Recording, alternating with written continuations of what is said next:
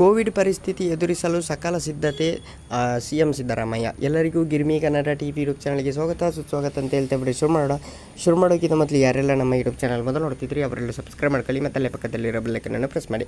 ರಾಜ್ಯದಲ್ಲಿ ಸದ್ಯಕ್ಕೆ ಕೊರೋನಾದಿಂದ ಯಾವುದೇ ಭಯವಿಲ್ಲ, ಆದರೆ ಪರಿಸ್ಥಿತಿ ಎದುರಿಸಲು ಸಕಲ ಸಿದ್ಧತೆ ನಡೆಯಲಾಗಿದೆ.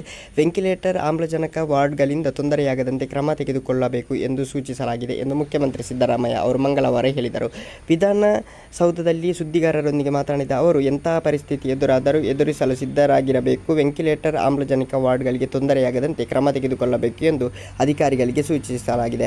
ಸುಮಾರು 65 ಇದ್ದ ಪ್ರಕರಣಗಳು 80 ಆಗಿದೆ. ಇದು ಗಂಭೀರ ತಳಿಯಲ್ಲ. ನೆಗಡಿ, ಕೆಮ್ಮು, ಜ್ವರ ಬಂದಿರುವ ಮಕ್ಕಳನ್ನು ಶಾಲೆಗೆ ಕಳಿಸಬಾರದು ಹಾಗೂ ವೈದ್ಯರು ವಿವಿಧ ಕಾಯಿಲೆಗಳಿಗೆ ತುತ್ತಾಗುತ್ತಿದ್ದಾರೆ. ಕಡ್ಡಾಯವಾಗಿ ಮಾಸ್ಕ್ ಧರಿಸಬೇಕು ಎಂದು ಹೇಳಿದ್ದಾರೆ.